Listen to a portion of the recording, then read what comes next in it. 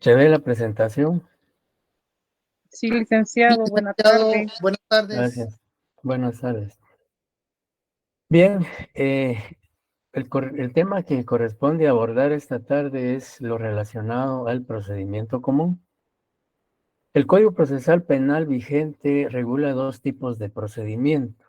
El procedimiento común, por un lado, que vamos a, digamos, a desarrollar esta tarde, y los procedimientos especiales o procedimientos específicos, que son aquellos que tienen un tratamiento especial, que tienen un procedimiento distinto o diferente al procedimiento común. Sin embargo, pues en su momento vamos a abordar lo relativo a ese tema. Hoy pues vamos a referirnos al procedimiento normal, al procedimiento tradicional del proceso penal. Y el procedimiento común está regulado a partir del artículo 285 al 463 del Código Procesal Penal. El Código Procesal Penal, al igual que la mayoría de códigos de otras legislaciones, generalmente no definen a las instituciones jurídico-procesales, sino únicamente a veces o generalmente lo que hacen es desarrollar el procedimiento, los requisitos, formalidades, etcétera, etcétera.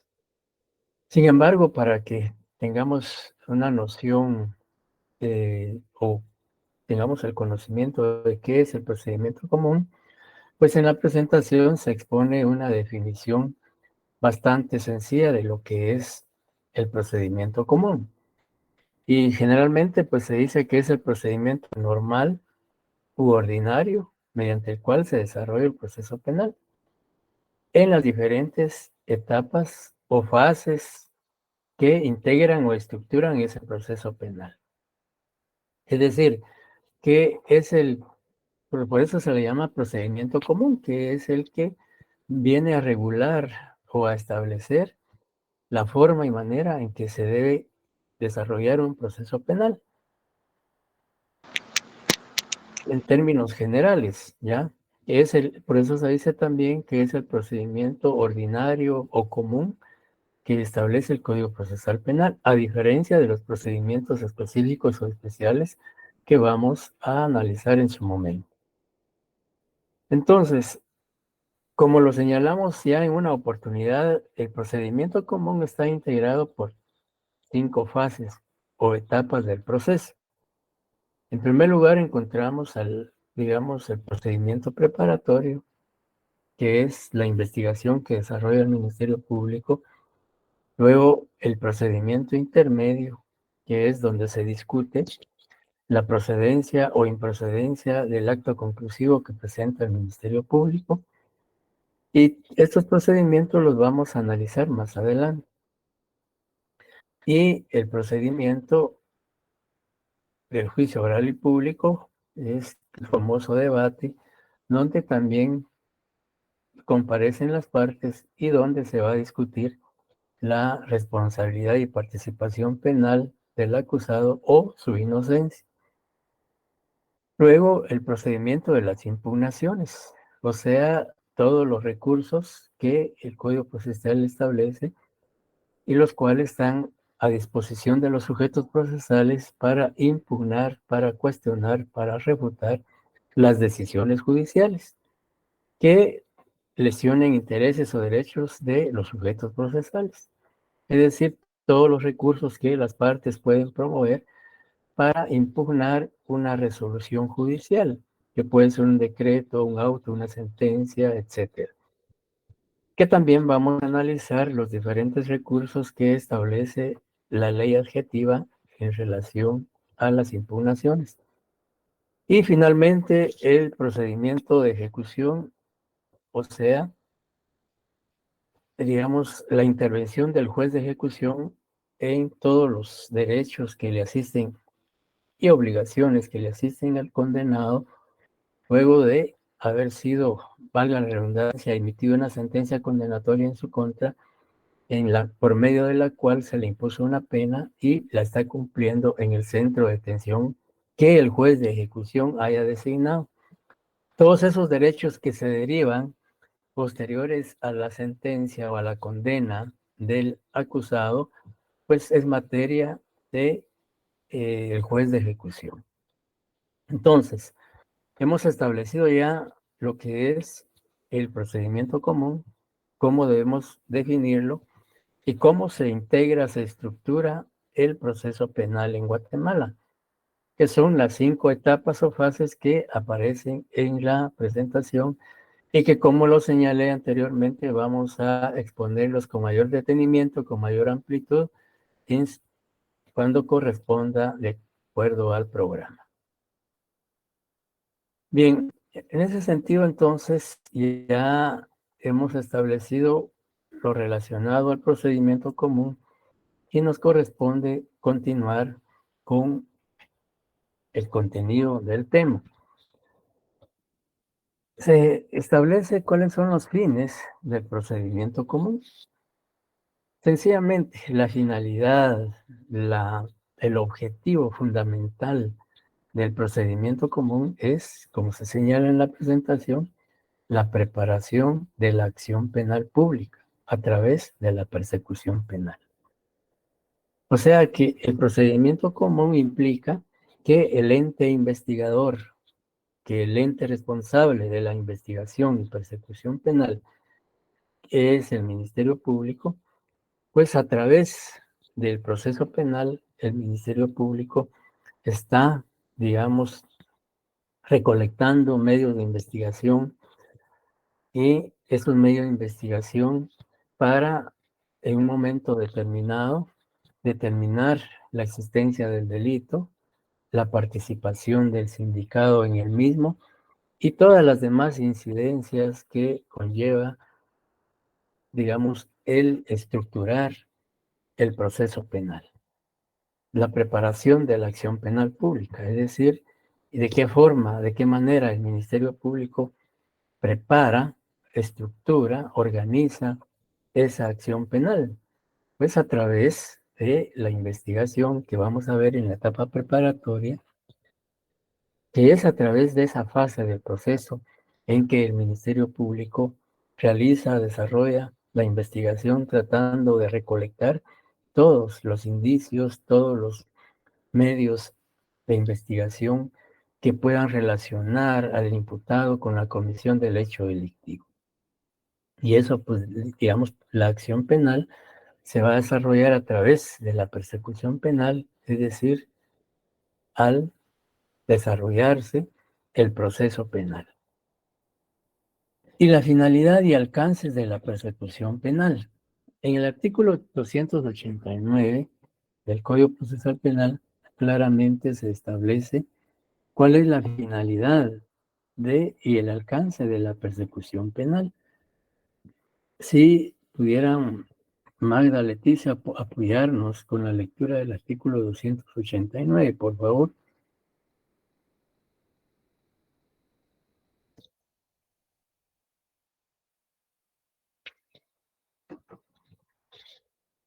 O alguien que tuviera a la mano el Código Procesal Yo se lo Penal. puedo leer, licenciado. Por favor, Gustavo. El artículo 289, finalidad y alcance de la persecución penal.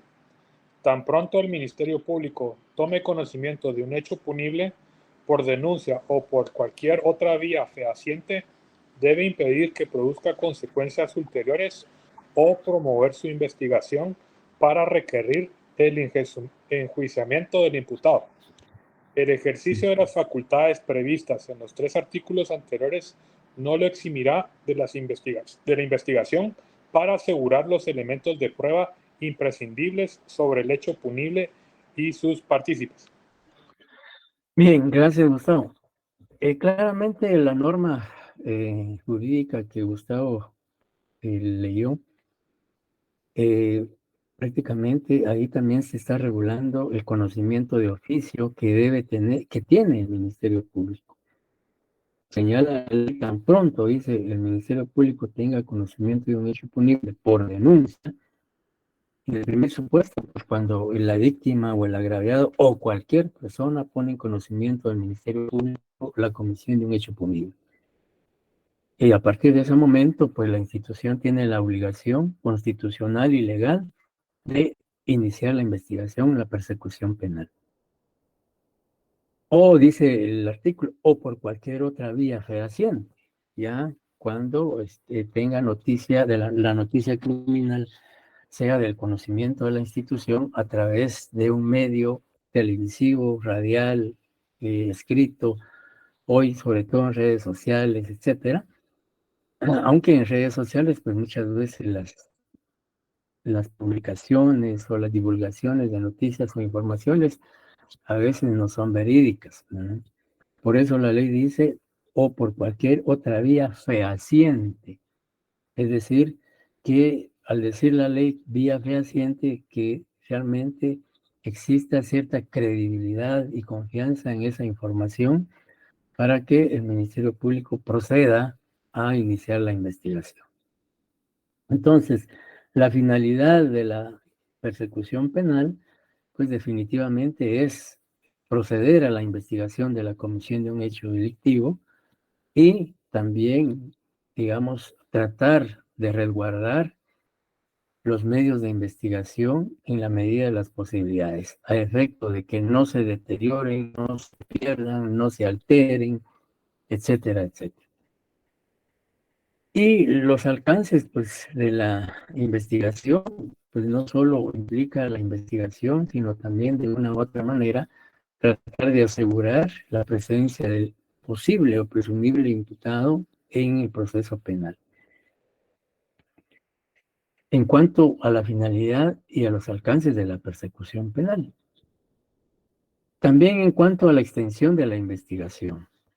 El artículo 290 del Código Procesal Penal impone la obligación al Ministerio Público de que su investigación debe ser objetiva, debe ser imparcial, debe ser apegada a la legalidad, a los principios de, podríamos decir, favor rey o en favor del imputado. Y que su investigación no debe concretizarse exclusivamente solo a recabar medios de investigación para determinar la responsabilidad del imputado, sino también esa investigación debe comprender medios de investigación que en un momento dado puedan favorecer al sindicado o al imputado. Si Jennifer Esther Calvillo nos puede apoyar con la lectura del artículo 290, por favor. Buenas noches, licenciado. Sí, Buenas noches. Gracias. Artículo 290. Extensión de la investigación. Es obligación del Ministerio Público extender la investigación no solo a las circunstancias de cargo, sino también a las que sirvan para descargo. Ciudadano de de procurar con urgencia los elementos de prueba cuya pérdida es de temer, sin estima necesaria la práctica de un acto conforme a lo previsto para las definitivos e irreproducibles, lo requerirá enseguida al juez competente o, en caso de urgencia, al más próximo. El Ministerio Público debe también procurar la pronta evacuación de las citas del imputado para aclarar el hecho y su situación. El incumplimiento o la demora injustificada en la investigación será considerada falta grave y hará responsable al funcionario de las sanciones previstas en la ley. Muchas gracias, Jennifer. Bien, cuando la ley, el artículo 290, establece que la investigación, digamos, debe extenderse también para recabar medios de investigación a favor del imputado, es que pues no se persigue que solamente la búsqueda, la recolección de indicios o de medios de investigación única y exclusivamente vayan encaminados a probar, a demostrar la responsabilidad penal del sindicado. Por supuesto, esa es una función primordial del Ministerio Público. Sin embargo, la ley también le pone la obligación de que si durante la investigación el Ministerio Público establece o recolecta o como parte de esa investigación determina la existencia de medios de investigación que favorecen al imputado o que de una u otra manera puedan ser, digamos, útiles y pertinentes para la averiguación de la verdad y el esclarecimiento del hecho, pues también debe tomar en consideración esos medios de investigación. Es decir, que no solo debe, digamos, como se dice comúnmente, perseguirse, demostrar la responsabilidad penal del acusado. Por supuesto, la finalidad del Ministerio Público como parte de la investigación implica eso, investigar el hecho punible, determinar la responsabilidad o participación del imputado. Pero ello no significa así, en el desarrollo de esa investigación pueda determinar la existencia de medios de investigación que favorecen al imputado, pues lo debe tomar en cuenta, lo debe considerar y en su momento, para resolver la situación jurídica del imputado, tomarlos en consideración, actuando de una manera objetiva, de una manera imparcial. Recordemos que pues la justicia no es solo perseguir una condena, sino hacer justicia de manera que se actúe de conformidad con la Constitución y de conformidad con la ley.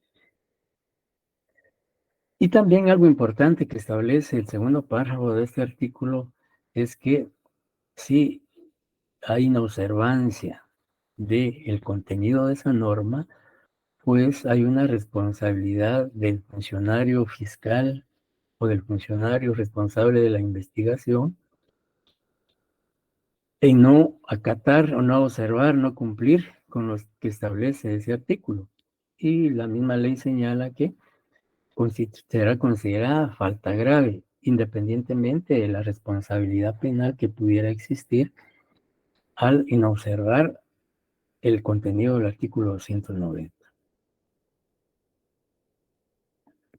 ¿Alguna pregunta o duda hasta el momento?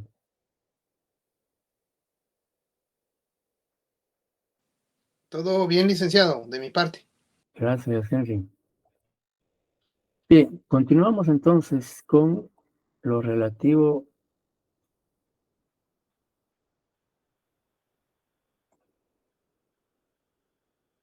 Bien, en el desarrollo del proceso penal encontramos instituciones jurídicas que persiguen que el proceso penal pueda provisionalmente detenerse, por decirlo comúnmente, o evitar que el proceso penal se desarrolle de manera definitiva.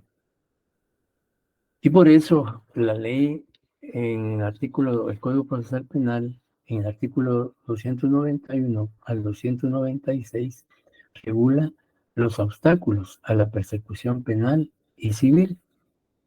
Cuando se habla de obstáculos a la persecución penal y civil, pues hemos señalado o señalamos en la presentación una definición.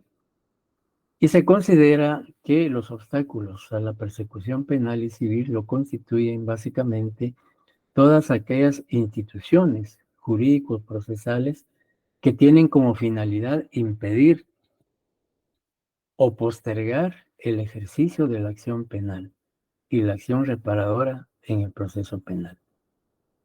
Es decir, que son medios o mecanismos que la ley ha puesto a disposición de los sujetos procesales para que sean promovidos o planteados ante el juez contralor de la investigación para, como se dice, impedir que el proceso penal prosiga o continúe y temporal, provisional o momentáneamente pueda ese proceso penal no continuar su curso. Y también la finalidad es que en un momento dado el proceso penal en forma definitiva ya no continúe su desarrollo. Y dentro de estos obstáculos a la persecución penal y civil encontramos en primer lugar a la cuestión prejudicial, que está normada en el artículo 291 y 292.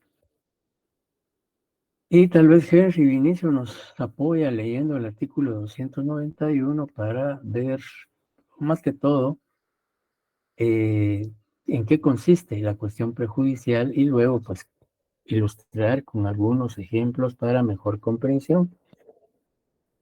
Perdone, licenciado, fíjese que no tengo a la mano mi código procesal penal. Ya. Subirlo el vídeo, Mil disculpas, Lic. no se preocupe, 5 puntos menos para el segundo parcial. Perdone, lo que pasa es que no pensé que fuéramos a tener hoy clase. Perdón. No se preocupe.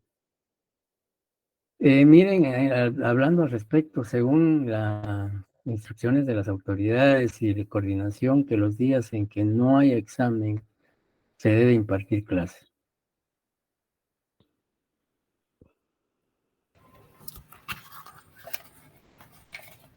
Voy a leer, licenciado. Por favor. Cuestión prejudicial.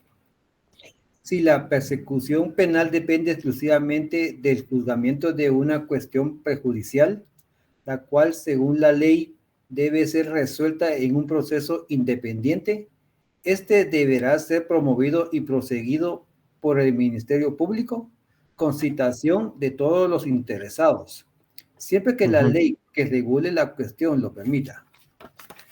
Cuando el Ministerio Público no esté legitimado para impulsar la cuestión prejudicial, notificará sobre su existencia a la persona legitimada y la requerirá. A su vez, noticias sobre la promoción del proceso y su desarrollo. Muchas gracias. Bien, la cuestión prejudicial, por eso se llama cuestión prejudicial, porque la finalidad de esta institución jurídico-procesal es evitar que un proceso penal que se inicia pueda continuar en virtud de que hay un asunto que tiene relación con, digamos, el hecho imputado o con el proceso penal que se está discutiendo en otra vía o en otra, digamos, rama del derecho. Lo que señalamos en la presentación dice que medio de defensa técnico que pretende la suspensión provisional o definitiva del proceso penal porque este depende de la resolución de un proceso o asunto independiente y de otra naturaleza, que puede ser civil, administrativo, laboral, etcétera, que tiene relación con dicho proceso. Vamos a citar un ejemplo para comprender mejor la cuestión prejudicial.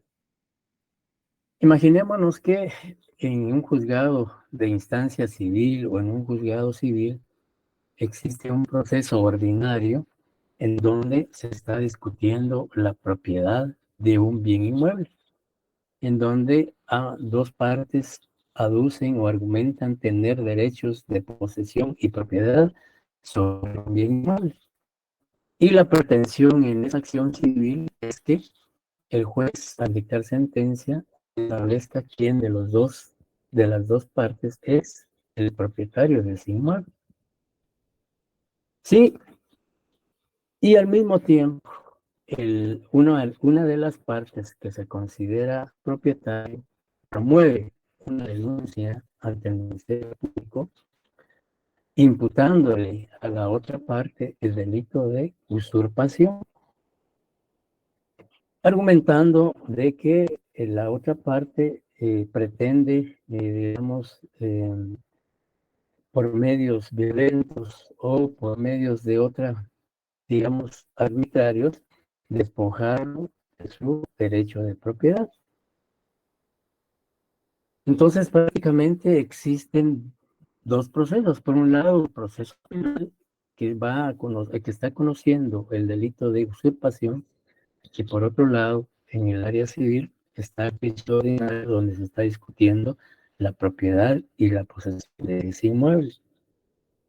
Entonces, al iniciarse el proceso penal contra el sindicado a quien se le atribuye el delito de usurpación, este puede promover él directamente o a través de su abogado defensor una cuestión prejudicial, aduciendo de que en materia civil se está discutiendo la posesión y propiedad de ese inmueble. Y que en tanto el juez civil no dicte sentencia por medio de la cual declare quién es el propietario y poseedor del inmueble, pues no puede en un momento argumentarse penalmente que él está usurpando o pretende usurpar esa propiedad. Entonces, plantea la cuestión prejudicial bajo el argumento señalado y la pretensión es que ese proceso penal ya no continúe. Y pues provisionalmente podríamos decir o temporalmente ese proceso penal no siga su curso y es con el objetivo de esperar a que el juez civil dicte sentencia y declare, digamos, quién es el poseedor de ese inmueble.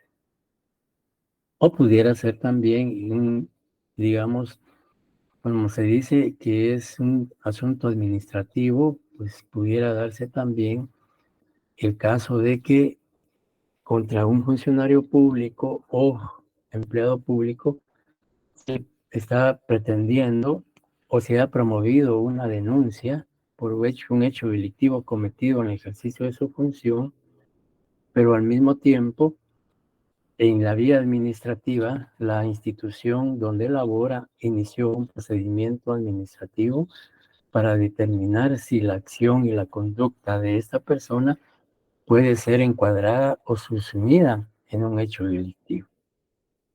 Entonces, ahí también se podría promover una cuestión prejudicial, es decir, con el propósito de evitar que el proceso penal continúe o en su momento, si la cuestión prejudicial es declarada con lugar, pues el proceso penal prácticamente ya no podría continuar.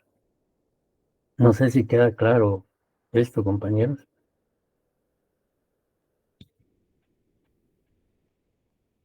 Sí. Sí, sí. Bien. ¿Quiénes pueden promover la cuestión prejudicial? Pues dice cualquiera de las partes, el imputado, el defensor, Ministerio Público, creyente decibo, si hubiere en el proceso. Y el trámite, pues el trámite se da en forma de los incidentes de acuerdo al artículo 150 bis del Código Procesal Penal. Gustavo Álvarez, usted es el que trabaja en tribunales, ¿verdad? Un juzgado. No, licenciado. No, perdón. Yo me recordaba que alguien, para ver si, como alguien me había mencionado que trabajaba en un juzgado de primera instancia penal, no sé si es de esa sección o de la otra, para ver qué otros ejemplos podrían. Sí, José Eduardo Flores. Soy yo, Nick. Ustedes, sí, aprovechando su experiencia y, digamos, su labor en el tribunal o en el juzgado, ¿por qué otras cuestiones si han planteado o es muy frecuente el planteamiento de la cuestión prejudicial? Cuestión prejudicial. Yo he visto cuestiones prejudiciales cuando hay algún embargo por la vía civil Ajá, de cuentas ajá, y aparte quieren iniciar un proceso penal. ajá, No recuerdo exactamente por qué fue una cuestión prejudicial. Yo creo que era por un delito de estafa. ya, Entonces, habían, de primero por la vía civil habían embargos de cuentas ujú, y posterior a eso iniciaron el proceso por la vía penal, por el ya, delito de estafa. ya. Ujú. Sí, gracias, José Eduardo. Y como les decía, generalmente, pues, la idea de la cuestión prejudicial es evitar que un proceso penal siga su curso cuando está pendiente de resolverse otro asunto en otra vía, civil, laboral, administrativa, etcétera, etcétera. Bien, en cuanto a los efectos de si se declara con lugar una cuestión perjudicial, es decir, cuando digo se declara con lugar, cuando el juez la admite, la acepta, luego del análisis respectivo y de los medios de investigación presentados, pues él decide que en efecto, si se dan los elementos, los requisitos para declarar con lugar esa cuestión prejudicial que ha sido incoada por cualquiera de los sujetos procesales. Entonces, uno de los efectos es que la suspensión provisional del procedimiento hasta que se resuelva la cuestión prejudicial. Planteada la cuestión prejudicial y el juez le da trámite, pues entonces el proceso penal se detiene y no sigue su curso temporalmente. Y si se resuelve aceptando la cuestión prejudicial al final, cuando el juez dicte su resolución, luego del incidente respectivo, entonces ya si se declara con lugar, prácticamente el proceso penal ya no continúa su diligenciamiento. Luego se habla de la libertad del sindicado si éste se encontrara privado de su libertad o detenido. Y también el hecho de que se plantee una cuestión prejudicial, si hay diligencias de investigación urgentes, pertinentes y útiles, que no admitan demora, dilación o atraso, pues se deben practicar. Y luego dice, si se declara sin lugar la cuestión prejudicial, pues el proceso penal continúa.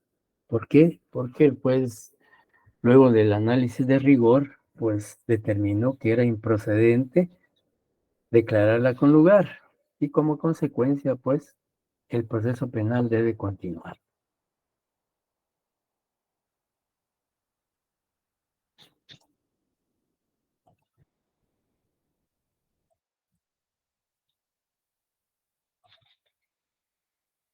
Bien, otras formas, permítanme, vamos a ver aquí. Bien, otra de las maneras o formas de que las partes puedan temporal o en forma definitiva impedir la prosecución del proceso penal es el antejuicio. Y el antejuicio, pues, lo regula el artículo 293 del Código Procesal Penal y específicamente la ley en materia de antejuicio. El Código Procesal Penal es muy escueto en relación a esta garantía constitucional, pues únicamente establece un artículo y únicamente pues hace referencia a que, digamos, todos los funcionarios, o no todos, sino algunos funcionarios o empleados públicos que gozan de esa garantía, pues no pueden ser sometidos a proceso penal sin que previamente se haya declarado con lugar, formación de causa, y que pues se faculte al ente investigador realizar la persecución penal contra el imputado o el funcionario dignatario público contra quien se promovió el antejuicio. Sin embargo, la ley en materia de antejuicio es la que establece la competencia, el procedimiento de el antejuicio. Realmente es una ley bastante resumida, únicamente con 23 artículos, y ahí se establece en qué casos, pues, quiénes gozan del derecho de antejuicio, qué órganos jurisdiccionales son los competentes para conocerlo, cuál es el procedimiento a seguir, la decisión, etcétera, etcétera. Bien, el antejuicio. El antejuicio, pues ya como ustedes saben, y es un derecho y es una garantía constitucional que que insiste en el derecho que tienen algunos funcionarios públicos de no ser sometidos a proceso penal ni a ser investigados sin que previamente se declare con lugar el antejuicio promovido en su contra. Es decir, que si contra un funcionario público o empleado, generalmente son funcionarios y dignatarios los que gozan de antejuicio, si promoviera alguna denuncia sin que se agote el antejuicio, pues obviamente no podría procederse, porque le estaría vulnerando esa garantía constitucional. Entonces, sin embargo, pues la ley establece que algunas limitaciones en cuanto a este aspecto. Y veamos cuáles son esas limitaciones. Si alguien, por favor, le pudiera dar lectura al artículo 293. Por favor.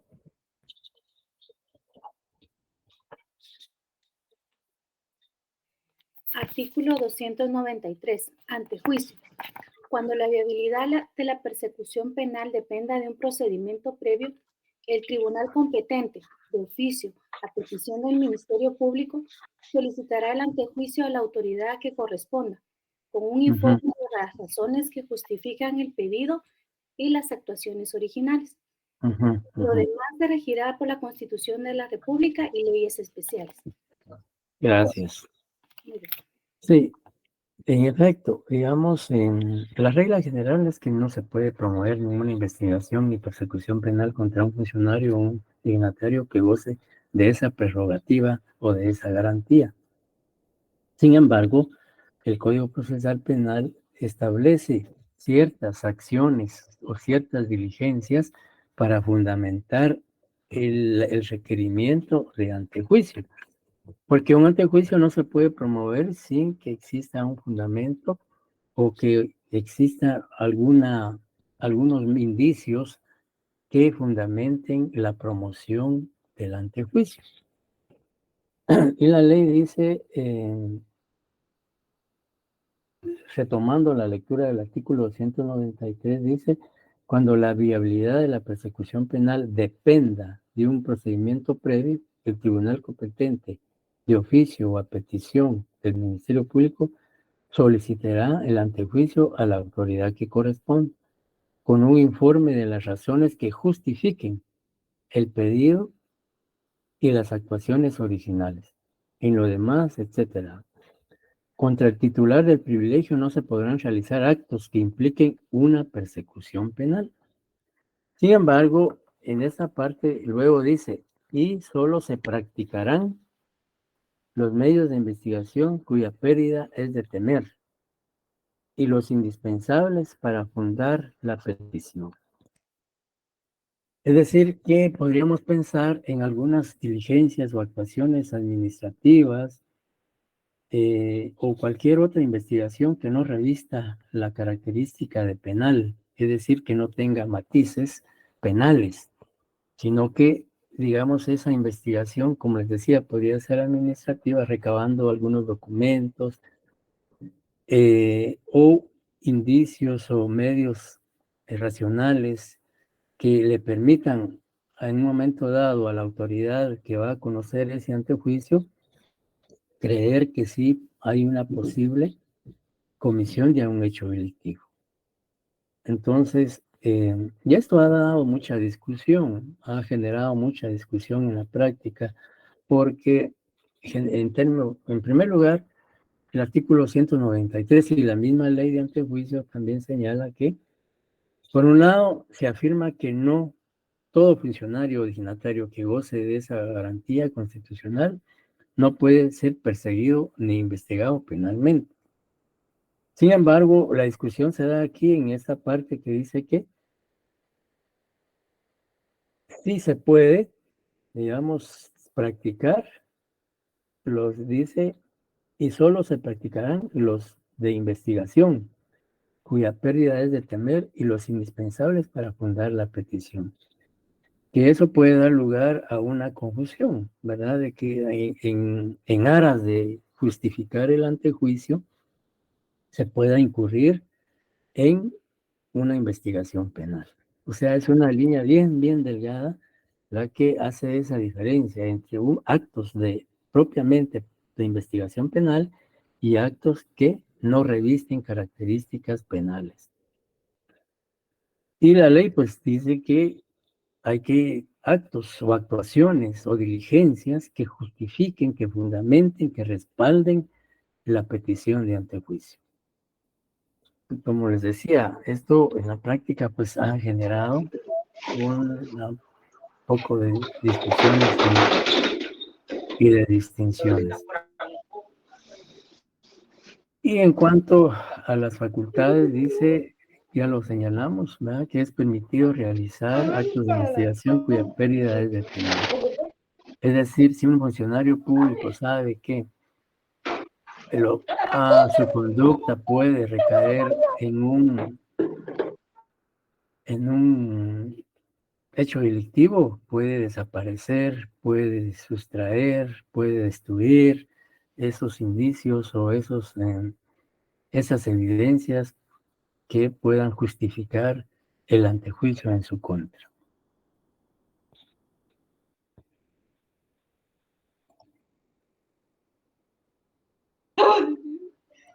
¿Alguna duda, compañeros? No, licenciado. Gracias.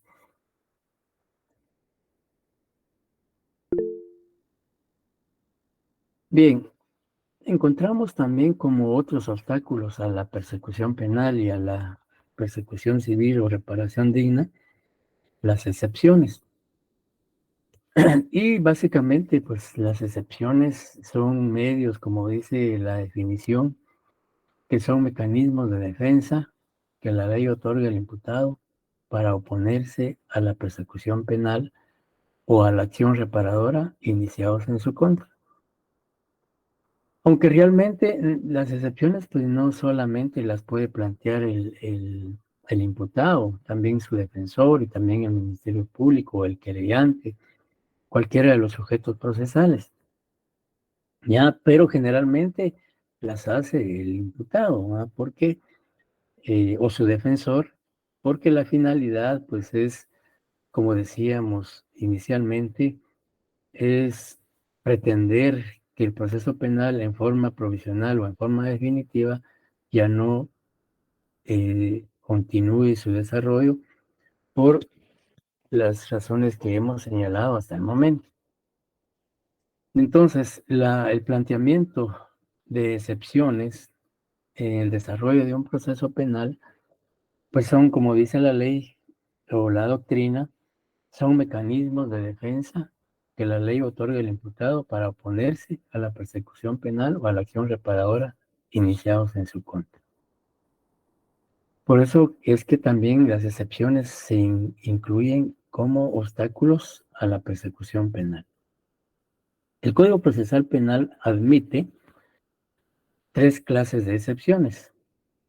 En el artículo 294 dice: las partes podrán oponerse al progreso de la persecución penal o de la acción civil los siguientes motivos. La excepción de incompetencia, la falta de acción y la extinción de la persecución penal o de la pretensión civil. Entonces, acá tal vez es importante señalar acá que cuando se dice que las excepciones son mecanismos de defensa que la ley otorga al imputado, pues también ya hicimos la aclaración que se puede también plantear por los demás sujetos procesales, entiéndase Ministerio Público, querellante, si es que figura dentro del proceso penal. La excepción de incompetencia. La excepción de incompetencia tiene una íntima relación con las cuestiones de competencia que ya analizamos en su momento, es decir, con la declinatoria y la inhibitoria. Y la excepción de competencia, pues la puede promover cualquiera de los sujetos procesales, y la pretensión de promover la excepción de competencia o se plantea la misma cuando se estima, se considera que un juez o incluso el Ministerio Público no es el competente para conocer el proceso penal. Si es en relación a un juez, pues el ministerio, digamos, el juez, digamos, por ejemplo, en un delito, como señalábamos, un delito de asesinato o un delito de robo o secuestro que está conociendo un juez que no es competente, un juez de paz, por ejemplo, o pensemos en un delito, un hurto, lo está conociendo un juez de paz y por la pena asignada al delito, pues no es competente el juez de paz, sino el juez de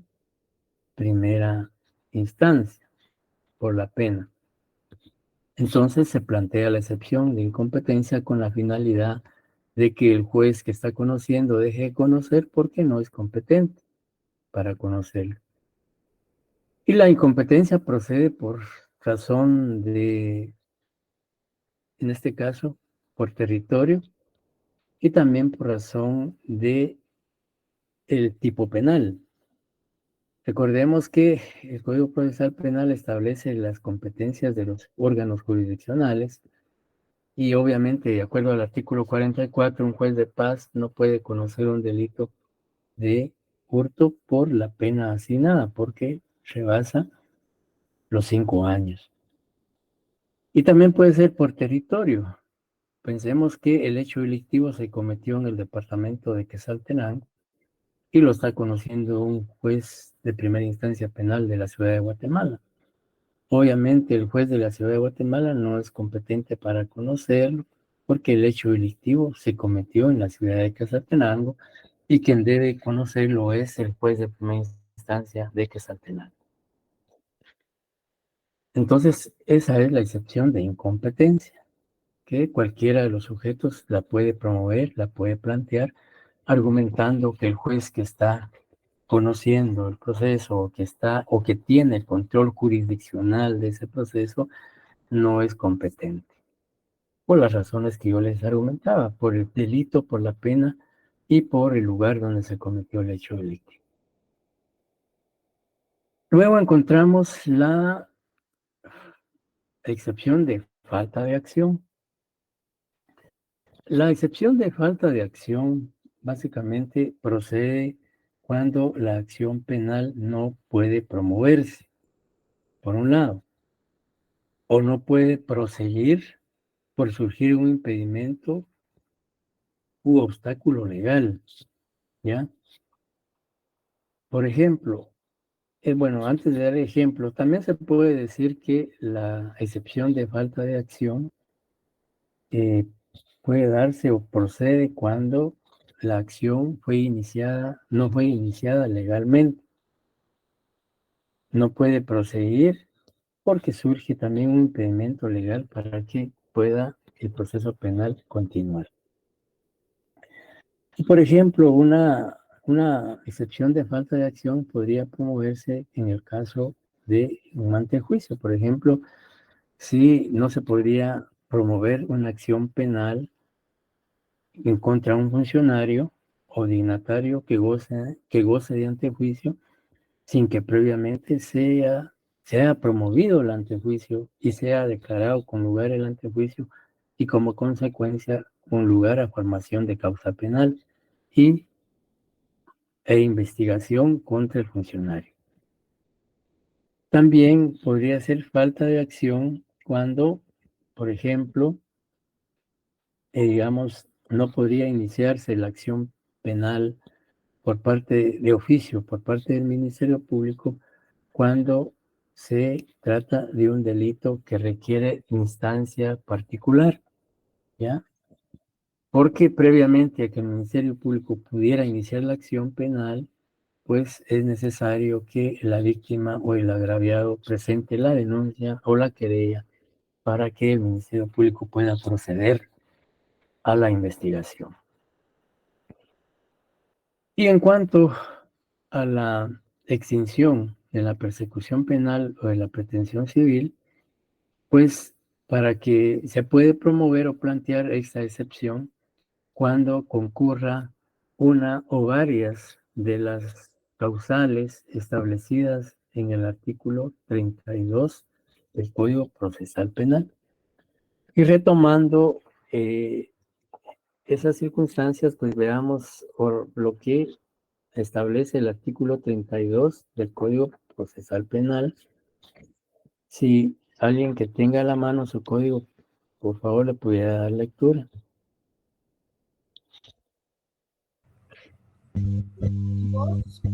La persecución penal se extingue por muerte del imputado, por amnistía, por prescripción, por pago del máximo previsto para la pena de la multa si el imputado admitiere al mismo tiempo su culpabilidad en el caso de los delitos sancionados solo con esta clase de pena. Por el vencimiento de plazo de prueba, si la suspensión sea revocada cuando se suspenda la persecución penal. Por la revocación de la instancia particular en los casos de delitos privados que dependen de ella. Por la renuncia o por el abandono de la querella respecto de los delitos privados a instancia de parte. Por la muerte del agraviado en los casos de delitos de acción privada. Sin embargo, la acción ya iniciada por el ofendido puede ser continuada por sus herederos o sucesores, salvo casos establecidos por el Código Penal. Ya, gracias.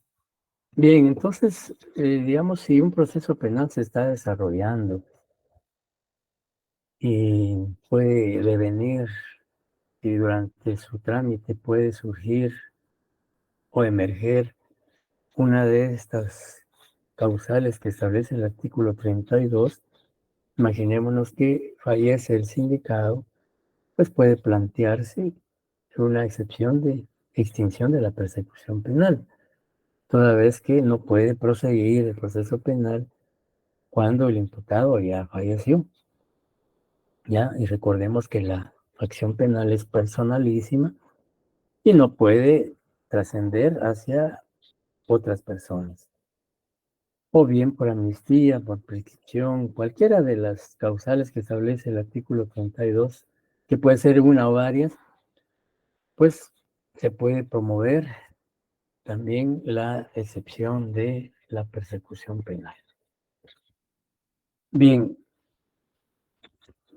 luego encontramos, aparte de estos aspectos, encontramos también en cuanto a las excepciones su trámite. Dice el planteamiento. Veamos el artículo 294.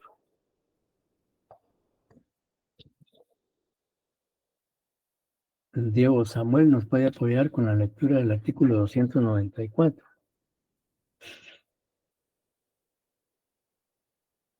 Con gusto, licenciado. 294. Por favor. Excepciones. Las partes podrán oponerse al progreso de la persecución penal o de la acción civil por los siguientes motivos. Número 1, incompetencia. Número 2, falta de acción. Y 3, extinción de la persecución penal o de la pretensión civil. Las excepciones serán planteadas al juez de primera instancia o al tribunal competente, según las oportunidades previstas en el procedimiento. El juez o tribunal podrá asumir de oficio la solución de alguna de las cuestiones anteriores, cuando sea necesario para decidir en las oportunidades que la ley prevé y siempre que la cuestión, por naturaleza, no requiera la instancia del legitimado a promover. Uh-huh. Sí. Bien, en el artículo 195, por favor. Okay. Artículo 295. Trámite durante el procedimiento preparatorio. La interposición de excepciones en forma de incidente, sin interrumpir la investigación. Las excepciones no interpuestas durante el procedimiento preparatorio podrán ser planteadas en el procedimiento intermedio. Uh-huh. Bien, entonces en el artículo 250, sí, en el 150 bis que habla de los incidentes, y el artículo 195 se establece el trámite, ¿no? El procedimiento preparatorio por la vía de los incidentes, sin interrumpir la investigación. Las excepciones no interpuestas en el procedimiento preparatorio podrán interponerse en el procedimiento intermedio. Y ya señalamos ahí que el trámite, pues, lo regula el artículo 150 bis del Código Procesal Penal. ¿Una duda, argumentos?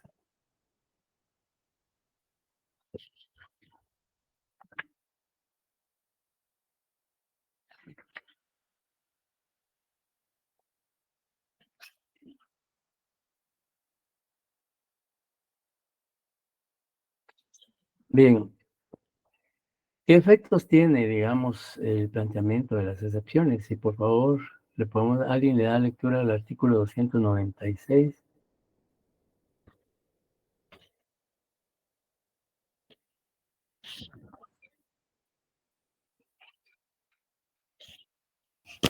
Si quiere yo, licenciado. Por favor.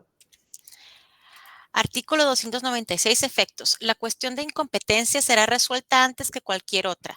Si se reconoce la múltiple persecución penal simultánea, se deberá decidir cuál es el único tribunal competente. Si se declara la falta de acción, se archivarán los autos, salvo que la persecución pudiera proseguir por medio de otro de los que intervienen, en cuyo caso la decisión solo desplazará del procedimiento a aquel a quien afecta. La falta de poder suficiente y los defectos formales de un acto de constitución podrán ser subsanados hasta la oportunidad prevista. En los casos de extinción de la responsabilidad penal o de la pretensión civil, se decretará el sobreseimiento o se rechazará la demanda según corresponda.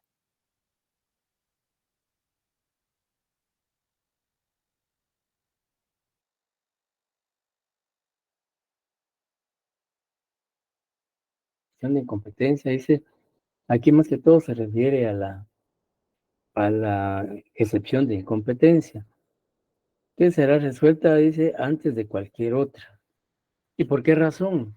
Porque, digamos, si se plantea una excepción de incompetencia y cuyo argumento es que el juez que está conociendo el proceso no es competente, pues debe resolverse inmediatamente. ¿Por qué razón?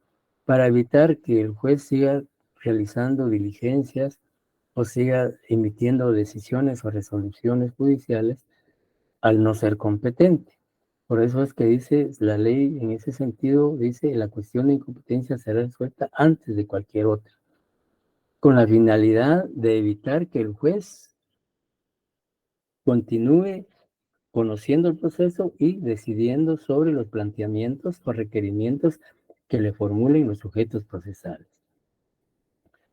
Y aquí también la ley dice, si se reconoce la múltiple persecución penal simultánea, se deberá decidir cuál es el único tribunal competente. Esto en caso de que existan varios imputados o sindicados, etcétera, etcétera, y que eso implique una múltiple persecución o, digamos, simultánea. O también se refiere a que exista persecución penal en otros órganos jurisdiccionales y determinar quién de los órganos jurisdiccionales debe continuar conociendo el proceso. Y luego la segunda parte se refiere a la falta de acción. Dice, si se declara la falta de acción, se archivarán los autos. Es decir, cuando la ley dice se archivarán los autos, hace referencia a que el expediente se archiva, ¿ya? Porque no hay, digamos, no hay legitimación procesal para, por ejemplo, alguien por ejemplo, que hay alguien, una persona presente una querella por delito de acción privada sin ser víctima o sin ser agraviado, o no lo haga su representante legal. O sea, no podría pues iniciarse una acción penal ahí porque no cumple con el requisito de que en delitos de acción privada única y exclusivamente el agraviado o su representante legal puede promover esa acción. Entonces, si se declara con lugar la falta de acción, pues obviamente el expediente se archiva y ya no continúa el proceso. Dice, salvo que la persecución pudiere proseguir por medio de otro de los que intervienen, ya, pues esa es una excepción, en cuyo caso la decisión solo desplazará del procedimiento aquel a quien afecta. La falta de poder suficiente y los defectos formales de un acto de constitución podrán ser subsanados hasta la oportunidad prevista. Y luego en la parte final dice, en los casos de extinción de responsabilidad penal o de la pretensión civil, se decretará el sobreseimiento o se rechazará de manera según corresponda. Si la excepción de suspensión de la persecución penal es admitida por el juez ante quien se formuló, la declara con lugar, el efecto es que se dicta el sobreseimiento. Y el sobreseimiento consiste en que ese proceso penal se archiva y no podrá promoverse nuevamente por el mismo hecho contra el mismo imputado. ¿Ya? O se rechaza la demanda si es en la vía civil, en cuanto a la responsabilidad civil. Y luego, finalmente, pues encontramos ya acá, pues lo que aquí prácticamente hacemos un deslinde o dividimos el contenido del artículo 296, en donde a lo que ya se le dio lectura y a lo que hace un momentito yo expliqué, que señala que si se declara y se la falta de acción, se archivarán los autos, salvo que la persecución pudiera proseguir por medio de otro de los que intervienen. Si es que, digamos, hubieran varios sujetos interviniendo en esa situación.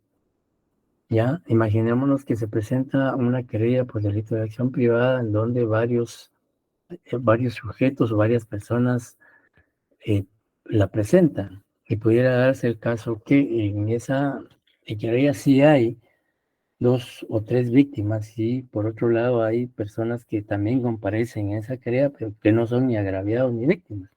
Entonces, en esos casos se deslinda o se desliga de esa acción a ellos por no cumplir con los requisitos. Sin embargo, con los que sí reúnen los requisitos, pues continúa la acción.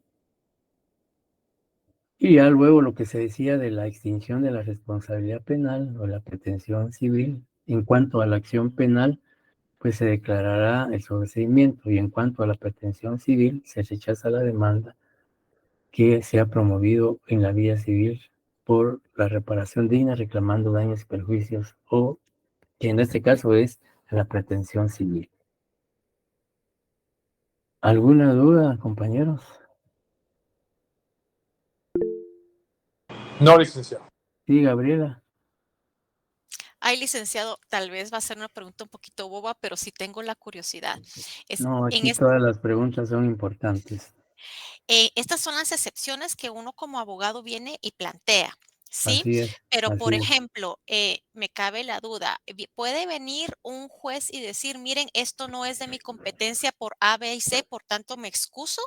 ¿O Sí, debe sí. esperar a que uno plantee esto? No, puede hacerlo de oficio si es evidente que existe o concurre alguna de las circunstancias, pues él de oficio puede, incluso en cuanto a la incompetencia.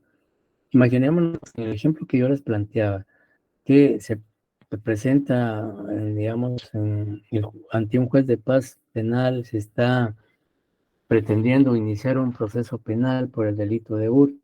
El juez inmediatamente, que es conocedor de la ley, inmediatamente debe él excusarse o de inhibirse de conocer ese proceso, porque primero, pues él sabe que no es de su competencia por la pena asignada al delito. ¿Ya? Lo debe hacer, o que en el otro caso, que un juez de primera instancia penal de la ciudad de Guatemala se inicie un proceso penal en su jurisdicción, en su tribunal o en su juzgado, y el delito fue cometido en el Petén. Si está claramente determinado que el hecho delictivo se cometió en Petén, ahí se consumó, pues inmediatamente el juez de la ciudad de Guatemala debe de inhibirse, porque no es competente por el lugar donde se cometió el hecho delictivo. Y lo lógico, lo inmediato es que se haga de oficio, en este caso, si el juez inmediatamente determina que no es competente para conocer un proceso. ¿Ya? Entonces, debe de él actuar o accionar de oficio. Y por supuesto, si no lo hiciese, pues entonces las partes, al tener conocimiento de esa situación, pues deben promoverla también de manera inmediata. Buenas noches, Lick. Perdone la pregunta. Si, Diga. digamos, en un caso hipotético,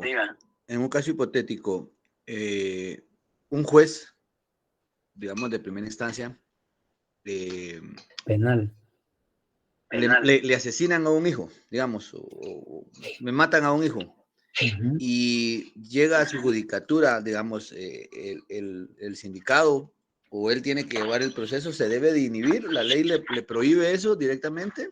¿O, Sí, digamos sí, o las porque partes lo tienen que hacer, digamos? sí, es Ujú. una de las causales que establece la ley de derecho judicial, porque ahí hay un interés Ah, ok. directo y personal, porque él no podría ser objetivo, no podría ser oficial, Ujú. imparcial, Perfecto. porque, digamos, digamos, ahí sería juez y parte. Si vemos al artículo 122 de la ley de derecho judicial, si la tiene ahí a la mano, por favor, vea el artículo 122, literal A. 122, literal A. Sí, ser parte en el asunto. Perfecto. Dice, pero lea todo el artículo. Ok, dice, impedimentos. Son impedimentos para que un juez conozca un asunto determinado. A, ser parte en el asunto. B, haber Ajá. sido juez No solo alguno de hasta sus ahí. parientes. Ajá. Sí, hasta ahí ser parte en el asunto, ¿ah? O también en la literal C, dice tener el juez o alguno de sus parientes interés directo o indirecto en el asunto. Y luego el D también, tener el juez parentesco con alguna de las partes. Entonces, en el caso que usted plantea, sí hay impedimento.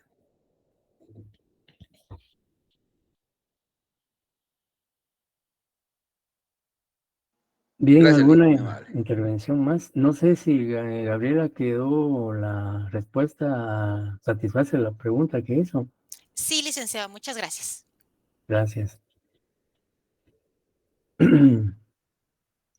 Bien, compañeros, entonces si no hay dudas, pues yo creo que para que todavía puedan ir a estudiar para el examen de mañana, concluimos nuestra clase de esta noche. Y pues ya el jueves, que es nuestra última clase previo al examen, al segundo parcial, hablamos el día jueves del examen, contenido, metodología, etcétera, etcétera. Gracias, licenciado. Que tenga feliz Bien, entonces, feliz noche, buen descanso. Nos vemos el jueves. Buenas noches. Feliz noche, licenciado. Feliz noche, licenciado. Gracias. Muy buenas noches, buen descanso. Feliz noche, licenciado José Milcar. Buenas noches, gracias, igual. Feliz noche, Lick. Buenas noches. Feliz noche, licenciado. Muy buena noche, buen descanso.